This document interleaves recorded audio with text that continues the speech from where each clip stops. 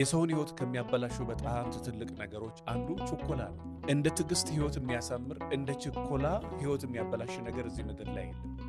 ወጣትም ይሁን ትልቅም ትንሽም ይሁን እንደ ችኮላ የወጣትንም ህይወት የጎልማሳንም ህይወት የትልቅ ሰውንም ህይወት የሽማግሌም የባለስልጣንም የባለሀብትም የየትኛውንም ሰው ህይወት እኩል የሚያበላሽ ችኮላ ነው። የሁሉንም ሰው ህይወት የሚያስተካክል ደግሞ በጣም ሲበዛ ትዕግስትና መረጋጋት። በዚህ አጋጣሚ በጣም ትዕግስት ያላችሁ ሴቶች፣ በጣም የምትታገሱ ወንዶች፣ በጣም በየትኛውም ቦታ ላይ ትዕግስት ያላችሁ፣ መኪና ስትነዱ ሊሆን ይችላል፣ ውሳኔ ላይ ሊሆን ይችላል፣ ስትበሉ ሊሆን ይችላል፣ የሆነ ዕቃ ስትገዙ ሊሆን ይችላል። ራሳችሁን ማረጋጋትን ራሳችሁን መግዛትን የሆነ ትዕግስትን ገንዘብ ያደረጋችሁ ሰዎች በጣም ሲበዛ እንኳን ደስ ያላችሁ።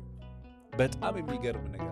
በዛው መጠን ደግሞ እንግዲህ ምናልባት ችኮላ አለብኝ ብላችሁ የምታስቡ ሰዎች ካላችሁ በተለይ የዛሬ ሐሳባችን በጣም ብዙ ነገር ይጠቅማችኋል። ያላገባችሁ ሰዎች ካላችሁ እስከ መጨረሻው ድረስ ተከታተሉ። ያላገባች ሴትም ወንድም ካላችሁ ተከታተሉ። ቸኩሎ ያገቡ ሰዎች ታዲያ ለምን አገባ እስከምትለው ድረስ አግብቷት ወር ሳይሞላ አብሯት ሳይተኛ ሳይስማት ሳያቅፋት ሚስቱን ፈቶ ያውቃል።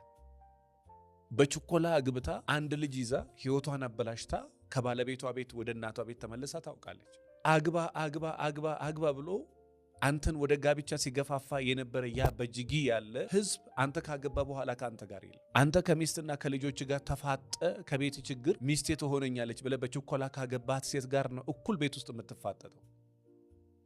ይሆነኛል ይጠቅመኛል ብለሽ ካገባሽው ሰው ጋር ነው ተፋጠሽ የምትቀሪው። ከዛ የተነሳ በጣም ብዙ ሰዎች በእንደዚህ አይነት ጉዳይ ዋጋ ስለከፈሉ እናንተም ከዚህ የተነሳ ዋጋ እንዳትከፍሉ ከፈለጋችሁ በደንብ ተከታተሉ። አንድ ነገር ልንገራችሁ። እንግዲህ የትኛውም ሰው ብታገባ ደስ ይለዋል። ወንድ ልጅ ወጣት ከሆንክ በቃ ብታገባ ደስ ይለዋል። የትኛውም ሴት ብታገባ ደስ ይላል። ማንም ሰው ትዳር ቢይዝ ደስ ይላል። ነገር ግን እነዛ የምንይዛቸው ትዳሮች ግን የህይወት ውሳኔ ስለሆነ በደንብ ጥንቃቄ የተሞላው ማስተዋል የተሞላው ውሳኔ ይፈልጋል። በጣም ጥበብ የሞላበት፣ በጣም ማስተዋል ያለበት፣ በጣም ጥበብ ያለበት፣ በጣም ሲበዛ ስማርትነት ያለበት፣ በጣም ሲበዛ የእግዚአብሔር ፈቃድ ያለበት ውሳኔ መወሰን መቻል አለበት። እናቱን ለማስደሰት ብሎ አግብቶ እናቱ ሞታ እሱ ፈቶ ያውቃል። አባቷን ለማስደሰት እናቷን ለማስደሰት ብላ አግብታ ዓመት ባልሞላ ጊዜ ውስጥ አርግዛ ወደ እናቷ ቤት ልጅ ይዛ ተመልሳ ታውቃለች። የቸኮለ ጅብ የሚበላውን ስጋ ትቶ የማይበላውን ቀንድ ይነክሳል ይባላል። ቀንድ ነክሶ ብቻ አይቀርም። በሬውም ያቅሙን ራሱን ለማዳን ሲንቀሳቀስ ጥርሱን ያወልቀዋል ወይ መንጋጋውን ይቀደዋል አይነት ነገር። እበላለሁ ብሎ ተበልቶ ይመለሳል እንደማለት ነው። ዞሮ የዛሬ ሐሳቤ ምንድነው? ብታገባ ደስ ይላል፣ ብታገቢ ደስ ይላል። ነገር ግን ጋብቻ እግዚአብሔር ሲፈቅድልሽ ነው።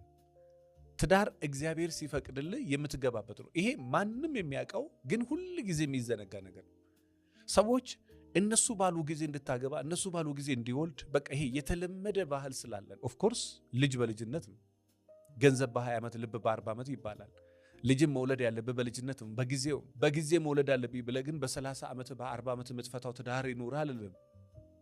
እዚህ ምድር ላይ እግዚአብሔር የሚወድ ከሆነ ከአንድ ሴት ወልደ ከአንድ ሴት ጣጣህን እንደመጨረስ የሚገርም መባረክ የለም። እግዚአብሔር የሚወድ ከሆነ እግዚአብሔር የሚወድሽ ከሆነ የእውነት ልጆችም ህይወትም ትዳርም። ለዛ ነው እኔ ብዙ ጊዜ በቃ ከአንድ ባል ጋር ሰብሰብ ብለው የሚኖሩ ሴቶችን በጣም ማደንቀው። ለዛ መባረክ ነው። አንድ ሰው ጋራ ልጅ ወልደ አንድ ሰው ጋር ጣጣህን ጨርሰ ከዚህ ምድር ላይ መሰናበት መባረክ ነው።